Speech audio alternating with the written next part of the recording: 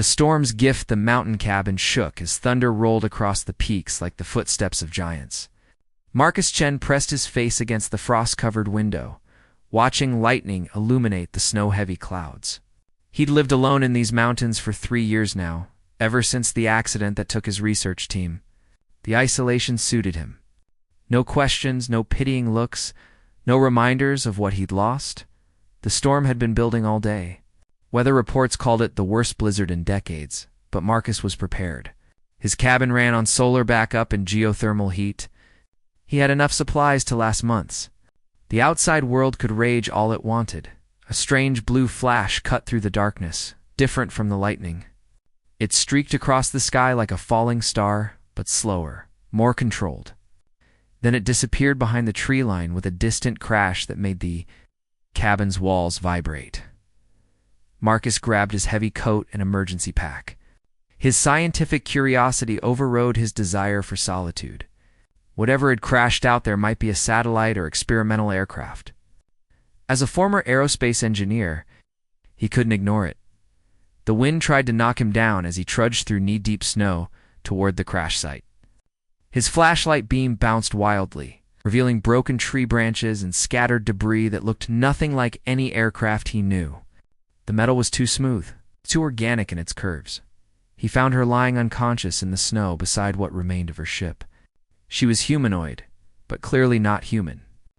Her skin had a subtle blue-silver tint that seemed to shimmer even in the harsh LED light.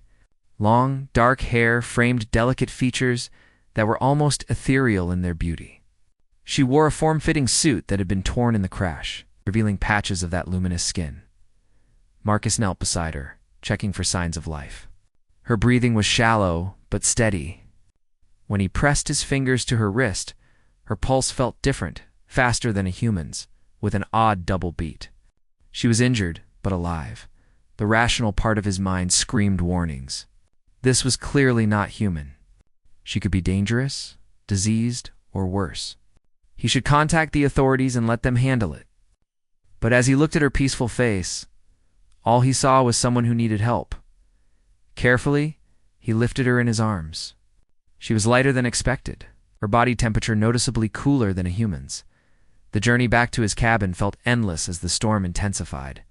But he pressed on, sheltering her with his own body. Inside, he laid her on his bed and began assessing her injuries. There were cuts on her arms and legs, and a nasty gash across her ribs that was leaking a substance that wasn't quite blood.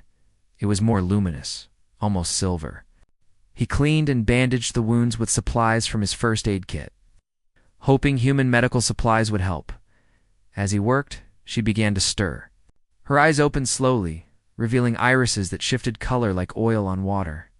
When she saw him, fear flashed across her features and she tried to sit up quickly, wincing in pain. "Easy," Marcus said softly, holding up his hands to show he meant no harm. "You're hurt. I'm trying to help." She spoke in a language he'd never heard, musical and flowing like water over stones. When he didn't respond, she tried again in what sounded like several different languages. Finally, she pointed to herself and said in accented English, "Naya, Marcus," he replied, pointing to himself. She repeated his name, and somehow it sounded beautiful in her voice.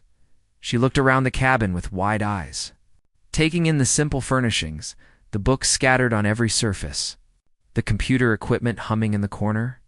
Her gaze returned to him, and he saw intelligence there. Along with wariness and something that might have been gratitude, Marcus brought her water and soup, watching as she sniffed them carefully before taking tentative sips. The soup seemed to agree with her, and some color returned to her cheeks. As she ate, he studied her more closely. Her bone structure was elegant, almost artistic.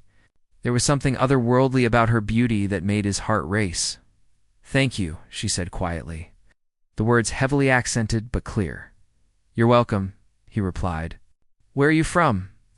She looked toward the window where snow was still falling heavily, then back at him with eyes that held depths of sadness. "Very far," she whispered. Healing Heart's 3 days had passed since the storm brought Naya into Marcus's life. Her wounds were healing remarkably fast, faster than any human could manage. The silver substance that served as her blood seemed to have regenerative properties that fascinated the scientist in. She slept most of the first day, but on the second she began exploring his cabin with curious eyes. Marcus watched as she examined his books, running her fingers along the spines with reverence. When she found his collection of astronomy texts, she spent hours studying the star charts, occasionally pointing to specific constellations with what looked like recognition. Communication remained challenging, but they were learning. Naya picked up English with startling speed, and Marcus found himself teaching her words for everyday objects. She seemed especially interested in names for emotions: love, sadness, hope, fear. Each word she repeated with careful pronunciation, as if memorizing not just the sound, but the feeling behind it. On the third morning, Marcus found her standing by the window watching the sunrise paint the snow-covered peaks in shades of gold and pink. She'd changed out of her torn flight suit into one of his oversized sweaters, and a pair of his pants rolled up at the cuffs. The clothes made her look smaller, more vulnerable, but no less beautiful. "Beautiful," she said, pointing at the sunrise. "Yes," Marcus agreed, though he wasn't looking at the view. She caught his gaze, and their eyes met for a long moment before she looked away, a subtle flush coloring her cheeks. That afternoon, she tried to help him with his work. Marcus made his living doing freelance engineering consultations, and he was currently debugging code for a solar panel efficiency program. Naya watched over his shoulder as he worked, asking questions about the mathematics on his screen. To his amazement, she understood the concepts quickly. When she suggested a modification to his algorithm, he tried it and found it improved the efficiency by 12%. Her intelligence was clearly far beyond human normal. "Where did you learn this?" he asked. Naya's expression grew sad. "Home," she said simply. Before war, the word war hung between them like a shadow. Marcus had suspected she was a refugee of some kind, but hearing it confirmed made his chest tighten with sympathy. He knew what it was like to lose everything you cared about. That evening, they sat by the fireplace sharing dinner. Marcus had made pasta with a simple tomato sauce, and Naya seemed to enjoy it. The firelight played across her features, highlighting the subtle shimmer of her skin. "Tell me about the war," Marcus said gently. Naya stared into the flames for a long time before speaking. "My people, we were peaceful. We studied stars, grew gardens that floated in space, made music that could heal hearts." Her voice was soft, musical even when speaking English. "Then the Dominion came. They wanted our technology, our worlds. We tried to negotiate, but they only understood force. Did you fight?" "Yes. I was a navigator on rescue ship. We saved who we could, took them to safe worlds." She touched the pendant hanging around her neck, a crystalline structure that seemed to hold its own light. "But not everyone could be saved."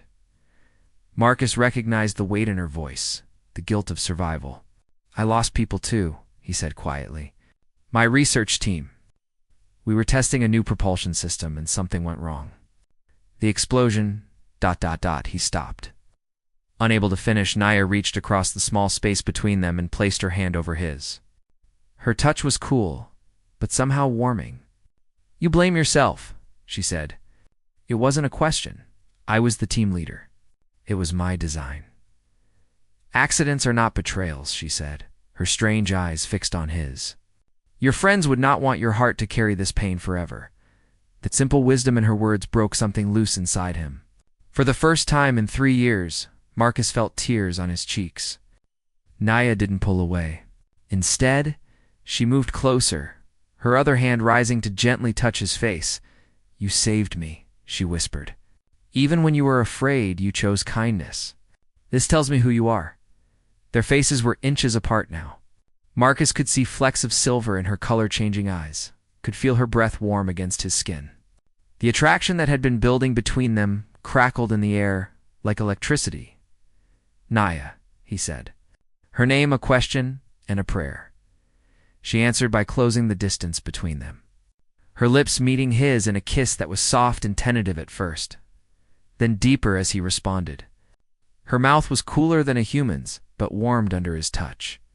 When they finally broke apart, both were breathing hard. "Is this wrong?" she asked, uncertainty in her voice. Marcus cupped her face in his hands, marveling at the feel of her skin. I don't know, he said honestly, but it doesn't feel wrong. That night. She fell asleep, curled against his side on the couch, her head on his chest and her hand resting over his heart. Marcus stayed awake long into the night, listening to her breathing and wondering what tomorrow would bring. Forbidden, touch morning brought a new intimacy between them. Naya woke in Marcus's arms, and instead of pulling away, she nestled closer. Her fingers tracing patterns on his chest through his shirt. The gesture was innocent but sent warmth spreading through his body. Good morning, she murmured against his collarbone, her breath tickling his skin. Good morning, beautiful, he replied, the endearment slipping out before he could stop it. She lifted her head to look at him, and he saw wonder in her expression, as if no one had ever called her beautiful before. They shared breakfast in comfortable silence, but the air between them hummed with unspoken desire. Every accidental touch, her fingers brushing his as she passed him the coffee, his hand steadying her elbow as she reached for something, sent sparks through both of them. Later that morning, Naya asked to see more of his home. Marcus showed her the small workshop where he tinkered with electronics and the greenhouse where he grew vegetables year-round. But it was his bedroom that made her pause. The room was simple. A bed, a dresser, bookshelves along one wall. But personal touches revealed the man within. Photographs of his lost research team. Awards from engineering competitions. A guitar in the corner gathering dust. You play music? Naya asked, picking up the guitar. I used to, Marcus said. Before, she ran her fingers along the strings, producing a soft, melancholy chord. My people believe music is the language of souls, she said. When words are not enough, music speaks what hearts feel. She began to play, her fingers finding melodies that were hauntingly beautiful and utterly alien. The music seemed to fill not just the air but something deeper. His very bones vibrated with the harmonies she created. As she played, her skin began to glow faintly, the shimmer becoming more pronounced. Marcus sat on the bed watching her, mesmerized. The music touched something in him that had been dormant since the accident, a capacity for wonder, for beauty, for hope. When the last note faded, tears were streaming down his cheeks. That was incredible, he whispered. Naya set the guitar aside and moved to sit beside him on the bed. You feel it too, she said softly. The connection between us. It is not just attraction of bodies. Our souls recognize each other. Her hand found his, their fingers intertwining. The simple contact sent electricity up his arm. Is that possible? He asked. Between our species. I do not know, she admitted. But I know what I feel when you touch me. She guided his free hand to her cheek, pressing his palm against the luminous skin. When you kissed me last night, something awakened in me that I thought died in the war. Marcus stroked his thumb across her cheekbone, marveling at the way her skin seemed to respond to his touch with increased luminescence. What did it awaken? Hope, she whispered.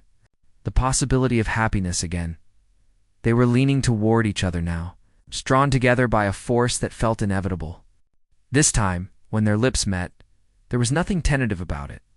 The kiss was deep, hungry, full of weeks of growing desire finally given permission to bloom. Marcus's hands tangled in her long hair, while hers explored the planes of his chest and shoulders. When they broke apart for air, both were flushed and breathing hard. Are you certain? Marcus asked, his forehead pressed against hers, instead of answering with words. Naya began unbuttoning his shirt, her cool fingers tracing patterns on his skin that made him shiver with pleasure. He helped her out of the oversized sweater she wore, revealing the graceful curves of her body and more of that luminous skin. She was perfect, alien, but beautiful, beyond anything he'd ever imagined. The silver lines he'd first seen in her wounds turned out to be delicate patterns that traced along her ribs and collarbones, like living tattoos, glowing brighter as her emotions intensified. You're magnificent, he breathed, pressing kisses along the column of her throat. Her response was a sound that was part sigh, part musical note. Her hands found the hem of his undershirt, and lifted it over his head, then explored the scars on his chest and arms, reminders of the explosion that had changed his life. "Beautiful," she murmured, mimicking his earlier words. Her lips followed her fingers, pressing gentle kisses to each mark. "These show you survived. You are strong." The reverence in her touch undid him completely. They fell back onto the bed together, a tangle of limbs and whispered endearments in 2 languages. Marcus had never experienced anything like the connection they shared. It was as if their souls were reaching for each other across the vast divide of space and species. Afterward, they lay entwined, her head on his chest and their legs tangled together. Her skin had taken on an almost pearl-like glow, and Marcus couldn't resist tracing the silver patterns with his fingertips. "What do these mean?" he asked. "They are emotion marks," she explained drowsily. "They show what we feel. Most of my people can control them, but with you... ... Double quotes. She lifted her head to look at him. "I cannot hide what you make me feel." "I'm glad," Marcus said, pulling her up for another kiss. "I want to know everything you feel," but even as they lost themselves in each other again, neither noticed the dark shapes moving through the forest toward their sanctuary. The hunt begins. The sound of helicopters shattered the peaceful morning. Marcus jerked awake to find Naya already sitting up in bed, her entire body tense with fear. The silver patterns on her skin were flashing in rapid pulses, clearly a distress signal. "They found me," she whispered, the terror evident in her voice. Marcus rolled out of bed and peered through the blinds. 3 black helicopters circled his property like mechanical vultures. He could see figures in tactical gear rappelling down ropes, surrounding the cabin. "Who are they?" he asked, pulling on clothes as quickly as possible. "Government hunters. They track refugees like me, capture us for study or worse." Naya was dressing with fluid efficiency, her crash suit somehow repaired overnight. Another mystery he didn't have time to ponder. "We must run now." An amplified voice boomed from outside. "Marcus Chen. This is Agent Harrison with the Department of Xenological Security. We know you're harboring an extraterrestrial entity.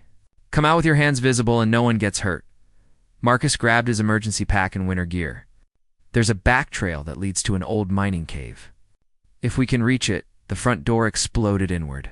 Tactical officers poured through, weapons raised. Marcus grabbed Naya's hand and they bolted for the back door, but more agents were waiting there too. "Don't move." Agent Harrison stepped into view, a stern woman in a dark suit despite the snow. "Mr. Chen, you're in violation of the alien contact protocol. Step away from the entity." "Her name is Naya," Marcus said firmly, placing himself between the agents and the woman he loved. "And she's not an entity. She's a refugee seeking asylum." Harrison's laugh was cold. "Asylum. Mr. Chen, this creature is a potential biological weapon. We've been tracking her ship's signature for days. Do you have any idea what diseases she could be carrying? What information she could be gathering about our defenses?" "You're wrong," Marcus protested. "She's peaceful. She was fleeing a war. So she told you." "How convenient." Harrison gestured to her team. "Sedate them both. We'll sort this out at the facility." That's when Naya moved. Her hand pressed against a device on her wrists and her body shimmered, becoming partially transparent. The tranquilizer darts passed right through her as she grabbed Marcus and somehow pulled him into the same phase state. They ran through the wall of the cabin, literally through it and into the forest beyond. Behind them, shouts of confusion and anger erupted as the agents realized their quarry had vanished. "How?" Marcus started to ask. "Phase shifter," Naya gasped as they materialized behind a large pine tree. "Emergency tech. But it drains power quickly. We have maybe 10 minutes before it fails." They ran through the forest, moving like ghosts through trees and over streams. Marcus had never experienced anything like it. The world looked different when phased. Colors shifted and sounds muffled. But Naya's hand in his anchored him to reality. The sound of pursuit grew closer. Dogs barking, helicopters searching with thermal scanners. When the phase shifter finally died, they materialized in a small clearing miles from the cabin. "We need shelter," Marcus said. consulting his mental map of the area. There's a ranger station about 2 miles north, but it might be watched. Naya shook her head. They will search all official buildings. We need somewhere they would not think to look. Marcus thought of the old mining caves riddling these mountains. Remnants from the gold rush era. Most were collapsed or flooded, but he knew of one that might serve. Follow me. They climbed higher into the mountains as snow began to fall again. Marcus pushed them both to their limits, knowing every minute was precious. When they finally reached the cave entrance, hidden behind a curtain of ice-covered vines, they were both exhausted. The cave was dark and cold, but it was shelter. Marcus used a small flashlight to check for bears or other dangers, while Naya activated something on her suit that provided a gentle blue glow. We should be safe here for a while, Marcus said. Setting up their makeshift camp? But they'll widen the search grid. We can't stay long. Naya sat heavily on a flat rock, her glow dim with exhaustion. I'm sorry, she said quietly. I brought this danger to you. You were safe before I came. Marcus sat beside her and pulled her into his arms. Hey, none of that. I chose to help you, remember? I chose this. But you could be killed because of me. Your life was peaceful. My life was empty, Marcus corrected. You brought meaning back to it. Love back to it. I won't regret that no matter what happens. She looked up at him with those color-shifting eyes. Even if we die here? Even then, he kissed her forehead. But we're not going to die. We're going to find a way out of this. Outside the cave? The sound of helicopters grew more distant, but they both knew the respite was temporary. As night fell, they huddled together for warmth, planning their next move while trying not to think about how hopeless their situation seemed. There is something I must tell you, Naya said as they settled down to rest. My people, they are coming. Marcus tensed. Coming here? A rescue fleet? They received my distress beacon and are en route. But they will not arrive for several days, and when they do, ... double quotes, she hesitated. They may not understand about us, about what we have become. Another complication in an already impossible situation. But as Marcus held her close in the darkness of the cave, listening to the wind howl outside, he realized he was no longer afraid. Whatever came next, they would face it together. Love beyond stars, the rescue ships arrived at dawn on the 4th day, appearing in the sky like silver tears against the pale morning light. Marcus and Naya had been hiding in a series of caves, always one step ahead of the government search teams. They were exhausted, hungry, and running out of options when the alien fleet descended from orbit. The lead ship was beautiful in its alienness, organic curves that seemed to flow rather than be constructed, surfaces that shifted color like Naya's skin. It landed in the clearing where they waited, melting snow with its gentle heat. A tall figure emerged from the ship, followed by several others. They all shared Naya's luminous skin and elegant bone structure. But where hers was warm silver blue, theirs seemed colder, more distant. The leader approached them with measured steps. When he spoke, it was in the musical language Marcus had first heard from Naya. But his tone was stern, disapproving. Naya stepped forward and replied in the same language, her voice strong despite their circumstances. The conversation grew heated, with frequent glances in Marcus's direction. Marcus didn't need translation to understand. They were arguing about him. Finally, Naya turned to him with tears in her color-shifting eyes. Commander Theron says, I must come with them now. The human authorities will be here soon, and we cannot be caught. What about us? Marcus asked, though he suspected he already knew the answer. The Commander Theron spoke in accented English. There is no us. Naya is royal blood, daughter of the High Navigator. She has duties to our people that cannot include attachment to humans. I won't go without him, Naya said firmly. Moving to stand beside Marcus and taking his hand, Theron's expression hardened. You would abandon your people for this creature? Your own kind for an alien? He is not the alien here, Naya replied with quiet dignity. He is the first person in years to show me kindness, without expecting anything in return. He risked his life to protect me. The sound of approaching helicopters interrupted their standoff. The government forces had found them at last. Agent Harrison's voice echoed across the clearing as tactical teams surrounded the area. "Surrender now, and no one needs to be harmed," she called through a megaphone. Marcus felt the walls closing in from all sides. The humans wanted to capture Naya for study. Her own people wanted to take her away from him forever. There seemed to be no solution that would allow their love to survive. That's when Naya made her choice.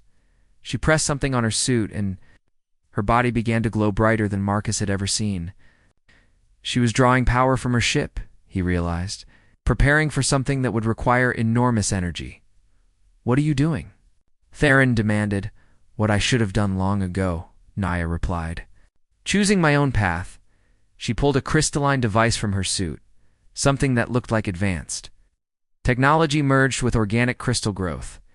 When she activated it, a dome of energy expanded around her and Marcus, protecting them from the weapons now being aimed in their direction. "This is a bonding crystal," she explained to Marcus, in the eye of their personal storm. "My people use it for permanent life partnerships. But it can do more than bind hearts. It can bind souls across species, if both parties truly consent." "What does that mean?" Marcus asked, though his heart was already answering. "It means we become something new. Not human, not my species, but a bridge between both. We would be exiles from both worlds, but we would be together. Always." The energy dome flickered as weapons fire increased. They didn't have long to decide. Marcus looked into her eyes and saw his future reflected there, uncertain. It's dangerous, but filled with love and wonder. "Will it hurt?" "I don't know," she admitted. "No one has ever tried it before." "Then we'll be the first." Marcus pressed his palm to the crystal beside hers. "I love you, Naya. Whatever we become, wherever we go, I love you." The crystal flared with brilliant light as their life forces merged. Marcus felt his consciousness expand beyond his physical form, touching something vast and luminous that was Nia's soul. In that moment of perfect union, he understood her completely, her loneliness, her courage, her desperate need for connection. At the same time, she experienced his memories, his pain, his wonder at finding love when he'd given up hope. They became two notes in perfect harmony, creating something greater than either could achieve alone. When the light faded, they were changed. Marcus's skin held a faint luminescence that matched hers, while her eyes had gained flecks of human brown to complement their shifting colors. They were still themselves, but also something unprecedented. The bonding had created a pulse of energy that disabled all the electronic equipment around them, weapons, helicopters, even the alien ships went dark temporarily. In the silence that followed, Theron approached them with something like, "Ah, what have you done?" He whispered. "What love demanded," Naya replied, her voice carrying new harmonics that resonated with Marcus's altered vocal cords. Agent Harrison was less impressed. "Stand down immediately, or we will open fire." But her weapons no longer worked against them. The bonding had changed them in ways that made human technology ineffective. They were quantum entangled across species lines, their combined consciousness operating on frequencies beyond normal detection. "You cannot capture what you cannot contain," Marcus said, surprised by the music in his own voice. "And we cannot be separated because we are no longer separate. Beings, with their combined knowledge, his human, engineering intuition, and her advanced physics understanding, they repaired her crashed ship using components from both technologies. The vessel that emerged was like nothing either species had ever built. Beautiful and functional in entirely new ways. As they prepared to leave, Theron made one final appeal. "Naya, you could have been a leader among our people, a bridge between the stars." "I am still a bridge," she replied, taking Marcus's hand as they boarded their unique vessel. "Just not the kind you expected." They lifted off together, leaving both worlds behind, but carrying the best of both within themselves. Where they went, no one knew, but throughout the galaxy, stories began to spread of the bonded ones, two souls from different worlds who chose love over fear, unity over division, Their ship was sometimes spotted near colonies in distress, offering aid without asking for payment or recognition. They had become legends. Proof that love could transcend any boundary, even the vast spaces between the stars, in choosing each other. They had created something new, hope for a universe where difference was not something to fear, but something to celebrate. Their love story became a beacon for others, showing that connection was possible across any divide. If hearts were brave enough to reach across the darkness, Marcus and Naya had found what they were both searching. But a purpose that encompassed both their natures. Together they explored the galaxy, helping refugees like Naya once was, building bridges between species and proving every day that love was indeed the most powerful force in the universe.